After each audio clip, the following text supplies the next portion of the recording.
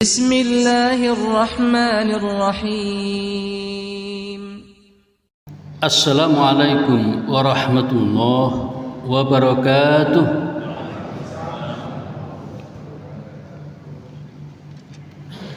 Alhamdulillahi rabbil alamin.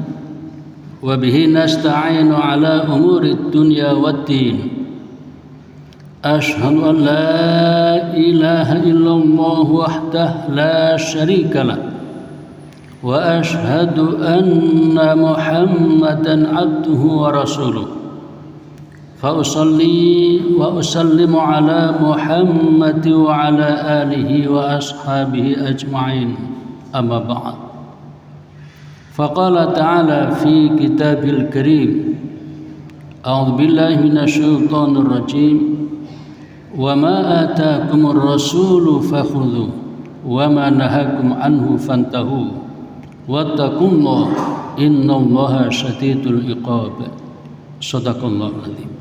Para jamaah, Bapak Ibu yang saya hormati, pagi ini kita bahas tentang hukum kotoran hewan yang halal dimakan.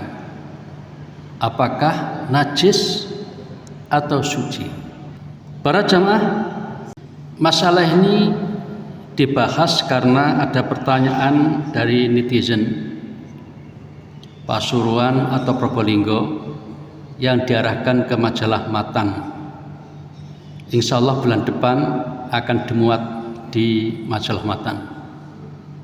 Mari kita sedikit mengingat kembali tentang apa itu najis. Najis secara umum berarti kotor atau tidak suci. Bukan sekedar kotor, tapi tidak suci. Karena kata-kata kotor itu macam-macam maksudnya. Ketika kita terkena debu, kita mengatakan, waduh bajuku kotor, kena debu. Padahal debu itu suci. Bahkan ketika kita makan, ada bagian potongan-potongan makanan, mungkin juga roti, terkena baju kita mengatakan, waduh bajuku kotor kena roti. Jadi kotor di situ artinya macam-macam. Nah, yang kita bahas najis adalah kotor yang tidak suci. Secara syar'i najis berarti kotor khusus yang dapat menghalangi sahnya sholat, sehingga mewajibkan seseorang untuk membersihkan dan menyucikannya. Itu pengaruhnya, bedanya antara kotor dengan tidak suci. Kalau sekedar kotor biasa, sholat tetap sah. Tapi ketika terkena najis, maka sholat kita menjadi tidak sah. Karena suci salah satu syarat sahnya sholat. Seorang ulama bernama Zakaria Al-Ansori, hidup abad ke-16 Masehi. Dalam kitabnya Fathul Wahhab, beliau menulis an-najasatu lughatan. Najis menurut bahasa ma yustakdzaru, sesuatu yang dianggap kotor. Wa syar'an bil had, secara syar'i atau istilah atau definisi, mustakdzarun yamna'us sholata hatsu la murakhis. Jadi sesuatu yang kotor, yang dengan kotor itu maka menghalangi sahnya sholat, sehingga sholatnya tidak sah. Hatsu la murakhis, ya selama tidak ada sebab yang meringankan. Dalam beberapa bulan yang lalu kita pernah membahas tentang bagaimana hukumnya jika busana kita, mungkin sarung, mungkin celana, mungkin yang kita pakai itu terkena najis. Kita pernah bahas itu. Jawabannya adalah kalau dalam keadaan normal ya tidak sah salatnya. Tapi dalam keadaan tertentu, karena terpaksa, karena tidak ada jalan lain kecuali hanya pakai baju itu, maka sebagian besar ulama mengatakan boleh. Kita dibolehkan pakai busana yang najis ketika itu. Karena terpaksa. Hukum Islam sesuatu yang karena terpaksa bisa mengubah dari yang dilarang menjadi dibolehkan. Para jamaah membahas masalah kotoran hewan yang halal seperti kotoran sapi, kotoran kambing, kalau di Arab unta. Di kalangan ulama terjadi khilafiyah, ada perbedaan pendapat. Secara garis besar dari 4 mazhab itu 50-50. 2 mazhab mengatakan najis, 2 mazhab mengatakan suci. Nah, ini menarik. Ulama di kalangan mazhab Hanafi dan mazhab Syafi'i mengatakan najis. Karena itu maka kebanyakan orang Indonesia yang umumnya cenderung pada mazhab Syafi'i mengatakan najis. Kotoran sapi najis, kotoran kambing najis. Artinya apa? Kalau baju kita terkena kotoran sapi ataupun kambing, tidak sah sholatnya. Ketika kita sholat, bajuku kok kena kotoran sapi, maka tidak sah sholatnya. Itu karena kebanyakan orang kita, orang Indonesia, cenderung atau menganut mazhab Syafi'i. Sekedar mengingat kembali, kaum muslimin yang cenderung pada mazhab Syafi'i di dunia ini kantong-kantongnya adalah Asia Tenggara, termasuk Indonesia ini. Kemudian Mesir itu termasuk yang banyak menganut mazhab Syafi'i. Sedangkan Hanafi banyak berada di kawasan India, Pakistan, Bangladesh, Cina, Turki, itu banyak menganut mazhab Hanafi. Nah, 2 mazhab ini umumnya atau mayoritas dari 2 mazhab ini mengatakan kotoran hewan apapun najis. Sapi, unta, kambing, babi, ya, sama saja najis. Sedangkan 2 mazhab yang lain, mazhab Maliki, mazhab Hambali, dan nanti ada sebagian dari mazhab Syafi'i, sebagian itu mengatakan tidak najis. Jadi bagi mereka yang cenderung pada mazhab Maliki dan Hambali, nanti kan kita rame-rame menyembelih hewan kurban, dan biasanya memakan waktu cukup panjang itu. Nah, ketika kita ikut rame-rame menyembelih itu, terus celana kita terkena kotoran sapi atau kotoran kambingnya, dalam mazhab Maliki sholatnya tetap sah. Dalam mazhab Hambali sholatnya tetap sah. Tapi kalau mazhab Syafi'i tidak sah. Nah, di situ. Ini implikasi dari pendapat antara yang mengatakan najis dan tidak najis. Demikian bisa kita baca dalam kitab Syarah Sahih Bukhari karya Ibnu Battal. Demikian juga yang lebih populer di negeri kita ini adalah kitab Fikih Sunnah karangan Said Sabiq.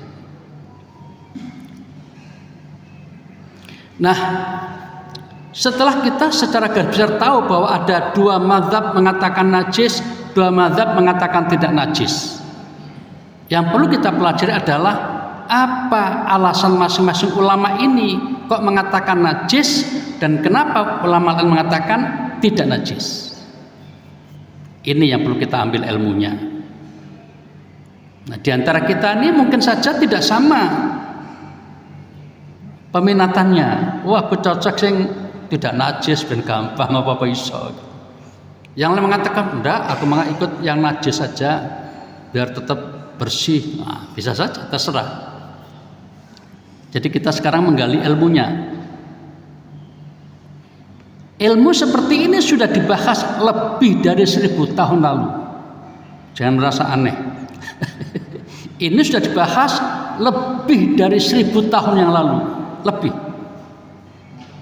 Jadi kita ini tinggal ya ngikuti saja. Nah, nanti lalu kita boleh memilih ya. Boleh memilih menurut akal sehat kita yang kira-kira lebih tepat yang mana, itu diserahkan pada masing-masing. Para jamaah, menurut jumhur ulama di kalangan mazhab Syafi'i dan Hanafi, tadi kita singgung sudah, mereka berpendapat bahwa semua benda cair, benda padat yang keluar dari tubuh hewan lewat kemaluannya, baik kubul maupun dubur, depan maupun belakang, semuanya dihukumi najis. Tidak peduli apakah berasal dari hewan yang halal dimakan seperti unta, sapi, kambing, ataupun dari hewan yang tidak halal seperti babi dan sebagainya. Dengan demikian maka menurut pandangan dua mazhab ini, kotoran semua hewan baik yang halal maupun tidak halal dihukumi najis. Nah, sekarang apa dalil yang dipedomani oleh ulama-ulama ini? Ini yang perlu kita pelajari. Kalau dilihat dari hadis-hadis yang dipedomani, sahih umumnya. Yang membedakan nanti adalah pemahaman terhadap teks hadis itu. Mari kita pelajari dalil yang dipedomani oleh ulama yang menyatakan najis, yaitu dari kalangan mazhab Hanafi dan Syafi'i. Pertama, hadis sahih riwayat Al-Bukhari.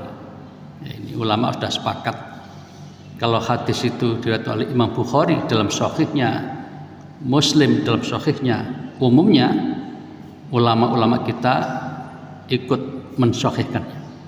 Ini hadis yang dipakai sebagai pedoman. Abdurrahman bin Al-Aswad dapat berita dari bapaknya. Bapaknya mendengar Abdullah bin Mas'ud. Ibnu Mas'ud bercerita, suatu ketika Nabi akan atau ingin BAB di sebuah tempat. Saat itu Nabi memerintahkan kepada saya, kata Ibnu Mas'ud, memerintahkan kepada saya untuk membawakan 3 batu untuk bersuci. Jadi setelah BAB itu bersucinya pakai 3 batu. Nabi minta tolong kepada Ibnu Mas'ud, tolong wahai saudaraku Mas'ud, tarikan 3 batu. Kata Ibnu Mas'ud, saat itu aku hanya menemukan 2 batu saja. Fawajadtu hajaruin, aku hanya menemukan 2 batu. Maka aku mencari yang ketiga supaya dapat 3. Falam ajitu, tapi nggak dapat. Wis goleki ning dindi ngalor ngidul ngetan ngulon di sekitar itu nggak dapat. Dapatnya hanya 2 batu saja. Padahal Nabi memerintahkan 3. Akhirnya aku ambil kotoran yang kering ya. Jadi 2 batu, 1 kotoran. Maka 2 batu 1 kotoran saya serahkan pada Nabi, ya Rasul, aku dapatnya ini. 2 batu 1 kotoran. Maka kemudian Nabi mengambil yang 2 batu itu, yang kotorannya dibuang oleh Nabi. Dan Nabi mengatakan yang kotoran ini riksun, najis. Riksun, najis. Nah, jadi inilah dalil yang dipedomani oleh kelompok mazhab Hanafi maupun Syafi'i bahwa kotoran itu najis. Di sini tidak disebutkan kotoran apa. Kalau misalnya hewan apa tidak disebutkan. Pokoknya kotoran. Nah, dari situlah kemudian dari 2 mazhab ini mengeneralisir atau menyimpulkan sementara bahwa pokoknya kotoran itu tidak boleh dipakai untuk bersuci karena najis. Nah, ada catatan dari beberapa ulama yang ikut dua mazhab ini. Di antaranya adalah Anwar Shah Al-Kashmiri dalam kitabnya Al-Urf Asyadhi Syarah Sunan At-Tirmidzi. Beliau mengatakan bahwa kotoran yang berasal dari hewan itu hukumnya najis, dan di antara hewan itu adalah ya kambing, ya unta, dan lain-lain. Ya, beliau mengambil contoh hewan yang halal. Unta, kambing. Dari sinilah maka kemudian ulama-ulama yang tergabung dalam dua mazhab ini semakin yakin bahwa kotoran hewan yang halal dimakan juga najis. Nanti ada 4 dalil, 4 argumen. Yang kedua, hadis riwayat Ad-Darqutni, Nabi bersabda, "Ya Ammar, wahai Ammar, innama yusallu tsabu min khamsin," bahwa pakaian itu dicuci karena 5 sebab. Jadi kalau kita punya pakaian terkena 5 ini, jangan dicuci. Yang pertama karena kena tinja, kotoran. Yang kedua al-baul, karena air kencing. Yang ketiga walqai, muntah-muntah. Wadam, kemudian darah. Walmani, dan sperma. Hadis riwayat Ad-Darqutni. Nah, pernyataan ini, hadis ini diperdebatkan ulama. Imam Ad-Darqutni sendiri, sang perawi hadis ini, mengatakan sangat lemah. Nah, Al-Albani mengetahui bahwa selain Ad-Darqutni juga ada Al-Bazzar, ada Abu Nu'aim, kemudian menyimpulkan bahwa hadis ini batil, tidak jelas asal-usulnya, sehingga tidak usah direken hadis ini. Ini dalam pandangan Syekh Al-Albani. Jadi dalil yang kedua ini lemah. Dalil yang ketiga sahih lagi, seperti yang pertama, ini sahih Bukhari dan juga sahih Muslim. Hadis ini sangat populer di lingkungan kita. Sejak kecil kita didongengi peristiwa ini. Hadis ini menceritakan bahwa Ibnu Abbas menerangkan, suatu ketika Nabi berjalan-jalan lalu melewati area kuburan. Di area kuburan itu Nabi memperhatikan dua kubur. Nabi dapat wahyu, dapat informasi spesial dari malaikat bahwa dua penghuni dua kubur itu sedang tersiksa, layu adzaban, sedang disiksa. Dan penghuni dua kubur ini bukan disiksa karena perkara dosa besar, bukan. Nah, apa penyebabnya?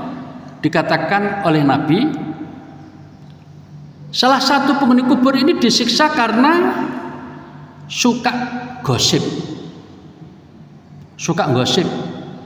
fitnah. Nah, zaman sekarang ini kan banyak sekali orang yang suka gosip melalui Facebook, melalui WhatsApp, melalui TikTok, melalui Instagram, melalui macam-macam lah ya. Banyak sekali. Setiap hari itu mungkin ribuan gosip muncul.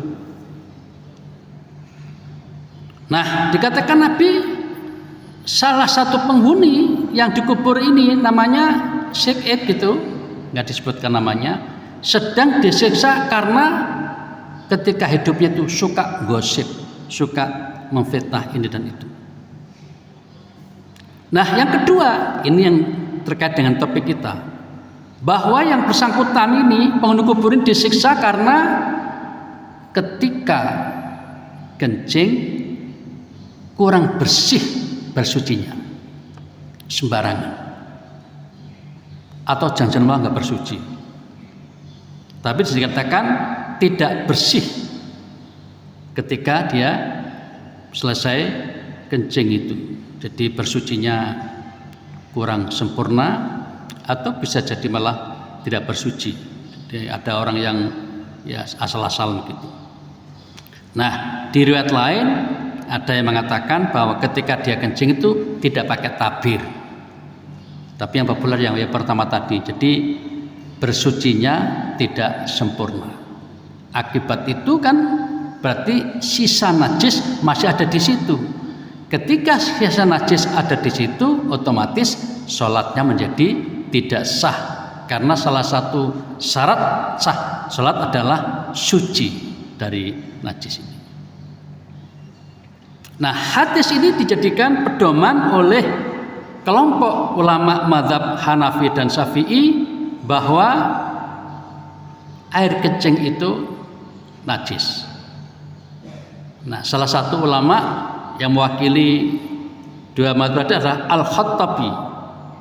Beliau mengatakan hadis ini menunjukkan bahwa semua air kencing najis, semua, tanpa membedakan yang mana, harus dijauhi, baik dari hewan yang boleh dimakan dagingnya ataupun yang tidak boleh, semuanya. Karena lafal yang digunakan dalam hadis tersebut menunjukkan secara mutlak yang mencakup umum dan menyeluruh. Kemudian selain itu ada semacam penetapan azab, ya, sehingga ini bukan perkara ringan. Nah, karena itu maka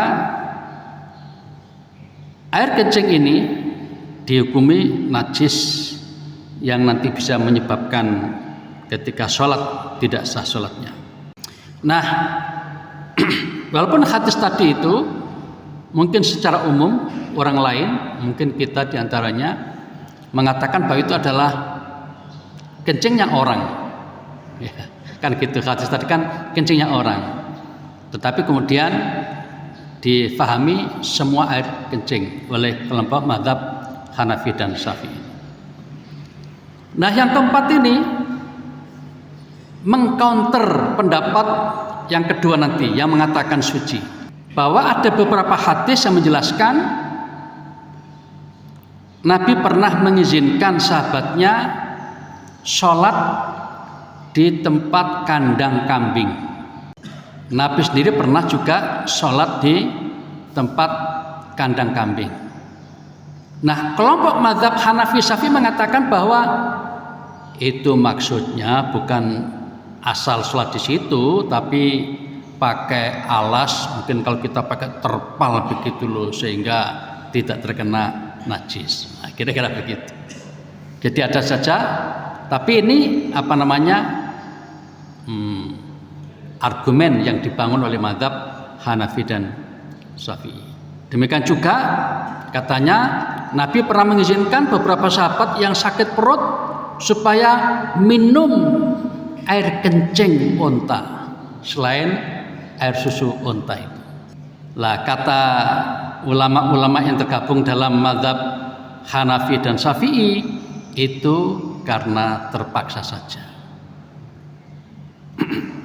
Baik, itulah 4 alasan dari kelompok mazhab Hanafi dan Syafi'i yang berkesimpulan bahwa kotoran, apakah itu tinjanya atau kencingnya, dari hewan apapun, apakah hewan itu yang halal dimakan atau yang tidak halal, sama saja najis hukum. Nah, berikut ini mari kita lihat bagaimana alasan atau dalil apa yang dipakai oleh ulama yang menyatakan bahwa untuk kotoran dari hewan yang halal itu tidak najis. Kotoran sapi tidak najis, kotoran kambing tidak najis, menurut pendapat dari kalangan ulama mazhab Maliki dan Hambali. Ulama atau masyarakat yang ikut mazhab Maliki hari ini kebanyakan berada di sekitar kawasan sebelah barat Mesir sana. Nanti ada Tunisia, ada Maroko, kemudian nyebrang Spanyol. Itu adalah masyarakat Muslim bermadzhab Maliki. Adapun yang bermadzhab Hambali yang sekarang menguasai 2 kota suci dunia, yaitu Mekah dan Madinah, Saudi Arabia, umumnya adalah bermadzhab Hambali. Nah, mereka mengatakan untuk kotoran dari hewan yang halal itu tidak najis. Apa alasannya? Yang pertama, hadis Sahih Bukhari. Suatu ketika Anas bercerita, ketika segerombolan orang datang dari Ukel atau dari Urainah, disebutkan dalam hadis, fa'amarahum an-nabiyyu sallallahu alaihi wasallam biliqah. Maka Nabi merintahkan mereka untuk berada di tempat ternak unta. Wa ayashrabu min abwaliya wal baniyah. Kemudian mereka diizinkan untuk minum air kencing unta dan juga susunya. Ini kalau kita orang Jawa Timur umumnya tidak mau kan? Karena sudah terbungkus, terkondisikan oleh paham Syafi'iyah tadi itu najis. Di antara kita ini umumnya kenal Ustadz Bahtiar Nasir, kenal ya, dai nasional itu pernah mempertontonkan air kencing unta, bismillah diminum. Di tahun-tahun sekitar ini, mungkin 10 tahun terakhir ini, tidak jauh-jauh, ketika beliau sudah populer itu, sejak peristiwa DKI itu kan dia jadi populer, beliau langsung minum air kencing. Kalau diantara panjenengan nanti haji atau umroh, kan biasanya diajak ya jalan-jalan ke ternak unta itu. Nanti dipertontonkan itu, ini susu, ini air kencing. Dia ada yang mengonsumsi keduanya, ada yang hanya susunya, ada yang tidak berani keduanya. Jadi sampai seperti itu. Ustadz kita, Ustadz Bahtiar Nasir itu dengan sangat yakinnya mengenai hadis seperti ini. Ini hadis Bukhari. Nabi pernah mengizinkan beberapa sahabatnya untuk mengonsumsi air kencing unta dan juga kalau susunya sudah biasa ya. Hadis ini menjelaskan bahwa Nabi mengizinkan sahabatnya untuk mengkonsumsi itu, dan ini sekaligus difahami bahwa kalau begitu hal-hal yang keluar dari hewan yang halal seperti unta, sapi, dan kambing itu tidak sampai najis. Kalau najis mestinya tidak boleh diminum. Itu logika yang dibangun. Hadis yang kedua, Nabi pernah ditanya mengenai hukum sholat di kandang kambing. Gimana hukumnya sholat di kandang kambing? Mungkin diantara kita agak heran, lah pokok ditakok sholat kambing, apakah nonggon lian itu kan gitu ya. Mungkin kita bisa mencoba memahami yang tanya itu kira-kira hari-hari memelihara atau berternak kambing, sehingga kalau jauh dari situ nanti repot. Nah, boleh nggak kan gitu cerita? Apa kata Nabi? Sallu fiha fa innaha barakah. Silakan, tidak apa-apa, salatlah di kandang kambing itu. Hadis riwayat Abu Dawud dan Ahmad. Kata Albani, hadis ini sahih. Nah, yang menarik penjelasan Imam Syafi'i bahwa kambing itu tidak memiliki sifat membangkang dan tidak suka lari. Bahkan ia lemah, memiliki sifat tenang, tidak mengganggu orang yang sholat dan tidak memutus sholatnya. Intinya begini, hadis ini asalnya panjang. Di hadis ini diterangkan jangan sholat di kandang unta, tapi sholatlah di kandang kambing. Dibedakan antara unta dan kambing. Kenapa nggak boleh? Unta itu berbahaya. Nah kalau dia nanti marah, wah bisa membahayakan bagi orang di sekitarnya. Sedangkan kambing lebih mudah dijinakkan. Nah, kira-kira begitu alasannya. Kenapa kok boleh? Nah selain itu lalu difahami bahwa kandang kambing itu walaupun di sana sini banyak kotoran tapi tidak najis.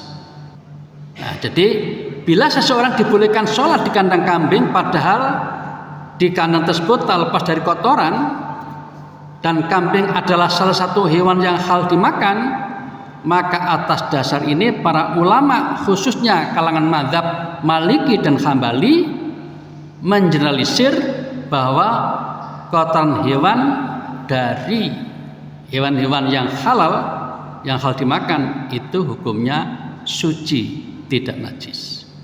Bedakan antara najis dengan kotor tadi ya. Kalau najis itu berakibat kalau kita sholat tidak sah. Kalau hanya kotor biasa tidak sampai menyebabkan sholat kita tidak sah. Yang ketiga, ini memperkuat yang tadi dan bahkan ini hadis sahih riwayat Bukhari dan Muslim yang intinya bahwa Nabi itu dimanapun begitu waktu sholat tiba langsung ingin sholat di situ. Nah, bahkan suatu ketika pernah sholat di kandang kambing. Kalau tadi kan Nabi mengizinkan, ketika ada yang bertanya, ini beliau sendiri pernah sholat di kandang kambing. Hadis sahih riwayat Al-Bukhari dan Muslim. Berdasarkan hadis tersebut, para ulama khususnya mazhab Maliki dan Hambali dan juga sebagian mazhab Syafi'i menjelaskan bahwa sholat di kandang kambing tentunya ya ada banyak kotoran di sana. Maka menghukumi bahwa kotoran kambing itu najis itu sama saja dengan mengatakan sholat Nabi tidak sah. Ini logika yang dibangun oleh para penganut mazhab Maliki dan Hambali. Jadi jangan coba-coba, kira-kira begitu, ini kasar ya. Jangan coba-coba mengatakan kotoran kambing itu najis. Sebab kalau mengatakan kotoran kambing itu najis, pada Nabi kan pernah sholat di situ, berarti Nabi tidak sah sholatnya. Nah ini dimuat di dalam kitab atau catatan Kementerian Wakaf dan Urusan Agama Kuwait yang berjudul Mausu'ah Al-Fiqhiyah Al-Kuwaitiyah. Nah, ada satu kaidah yang diperkenalkan oleh kalangan mazhab Maliki dan Hambali ini diwakili oleh As-Syaukani, anal asla fi kulli syai'in anau tahir. Bahwasanya hukum asal segala sesuatu itu suci, semuanya itu asalnya suci, kecuali kalau ada keterangan bahwa ini najis. Jadi ada ungkapan semuanya ini suci asalnya, kecuali yang ada keterangan najisnya. Tapi sebagian berpendapat lain asalnya najis kecuali yang suci. Nah, mazhab Maliki dan Hambali lebih memegang kaidah ini, segalanya asalnya suci, kecuali nanti kalau ada keterangan bahwa yang itu najis misalnya.